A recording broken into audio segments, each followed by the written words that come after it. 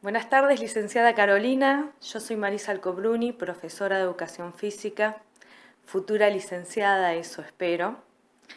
Y aprovecho esta oportunidad para que nos podamos conocer a través de este video, donde pretendo acreditar finalmente la materia medicina del deporte. Pudiendo explicar la lesión que elegí, que es el síndrome de la cintilla iliotibial o también llamada rodilla del corredor. Este video consta de 3 partes. En una primera instancia voy a hacer una explicación y fundamentación teórica para que se pueda entender bien qué es esta patología. En una segunda instancia o segunda parte voy a hacer aportes adicionales.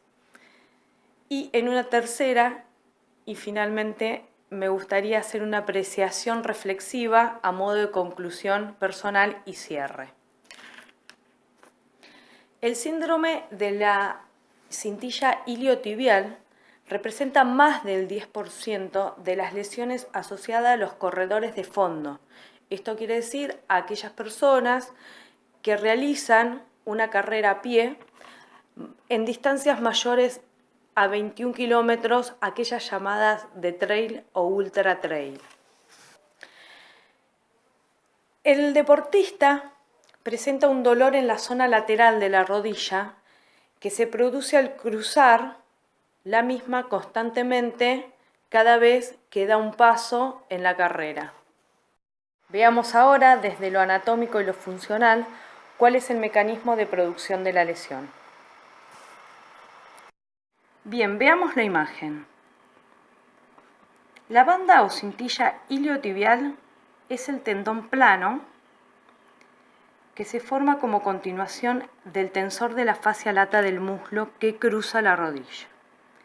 Este músculo tiene un papel fundamental en la abducción del muslo y en el control de deceleración de la aducción del mismo, además de estabilizar la parte externa de la rodilla.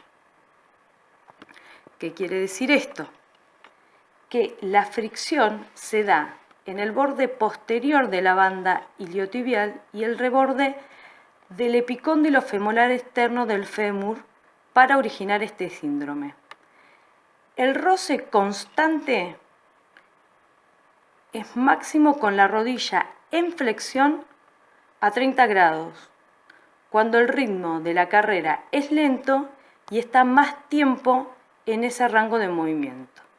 Es entonces aquí que se genera un proceso inflamatorio que origina por la contracción excéntrica en aducción.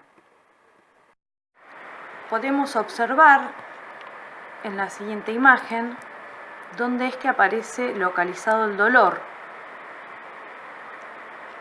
Bien, que generalmente ocurre 1 o 2 días en la cara externa de la rodilla, generando molestias que se van intensificando paulatinamente con la actividad física, de manera tal que el deportista debe parar obligadamente luego de los 10 o los 20 minutos de comenzada la actividad de la carrera. Ahora bien, una vez que conocemos cuál es la fundamentación teórica desde lo anatómico y desde lo funcional, lo que vamos a hacer es buscar la etiología de esta lesión, que es una lesión por sobrecarga y que se puede agrupar en 2 grandes factores. Por un lado tenemos lo extrínseco, lo que tiene que ver por fuera del deportista, y podemos resaltar el aumento del volumen y la intensidad de los entrenamientos en bajadas, con calzado inadecuado, pero fundamentalmente por falta de factores recuperadores necesarios. Esto quiere decir que el deportista no tiene un buen descanso, no tiene una buena alimentación y no tiene un masaje recuperador. Y por el otro lado, podemos agrupar los factores intrínsecos, que sí tienen que ver con lo propio del deportista, Y acá podemos resaltar las alteraciones de la pisada, una mala alineación de los miembros o dismetría y una debilidad de los aductores de la cadera, fundamentalmente del glúteo medio, que hace que el tensor de la fascia lata compense el déficit de la fuerza del glúteo. Y entonces se inflama cada vez que hay tensión o fricción en la zona. Me gustaría resaltar que el diagnóstico clínico es médico y lleva una exploración física detallada donde se puede comprobar que hay dolor a la palpación en el epicóndilo femoral externo con la rodilla flexionada a 30 grados. El dolor puede aparecer en toda la fascia lata y generalmente en casos muy agudos la contractura del tensor de la fascia lata es clave. De ser necesaria, la prueba complementaria es la radiografía. Ahora veamos cómo es el tratamiento de esta lesión.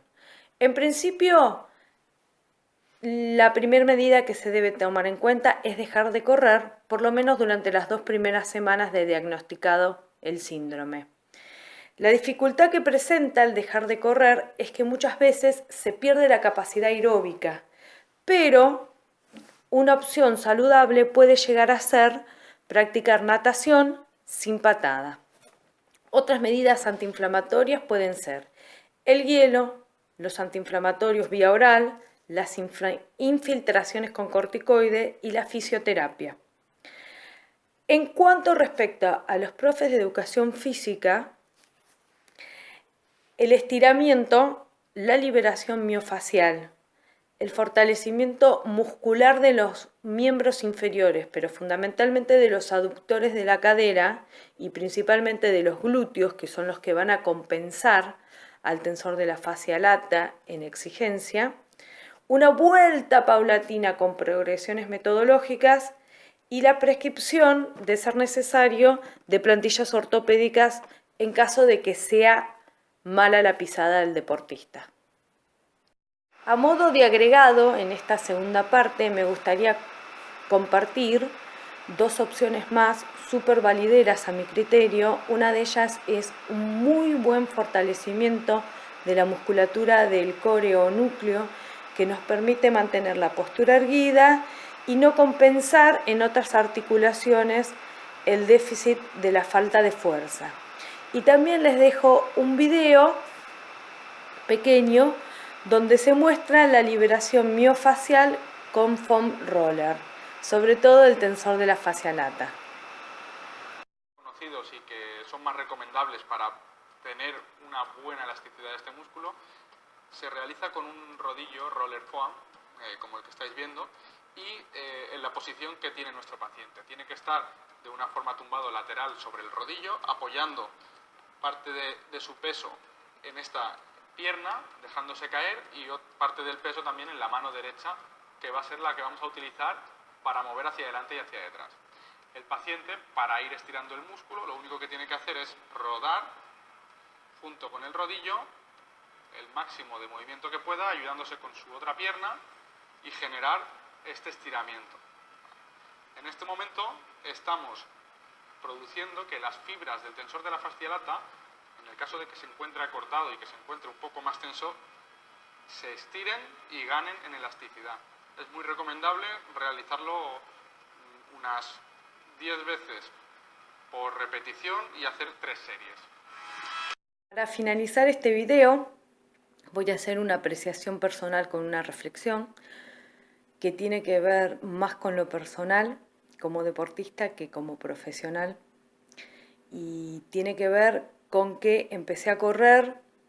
Yo vivo en San Martín de los Andes, acá el terreno tiene muchas subidas y muchas bajadas, y comencé con esta patología hace un tiempo y no presté la atención suficiente a lo que mi cuerpo decía y se agravó. Hoy estoy con una inflamación de la cadera que, gracias a todos los conocimientos que obtuve en esta materia, pude parar a tiempo.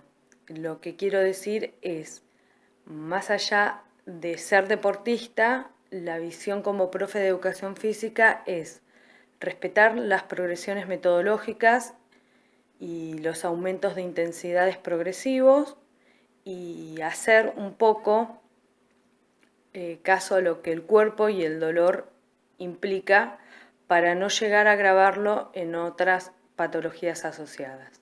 Espero estar a la altura de las circunstancias.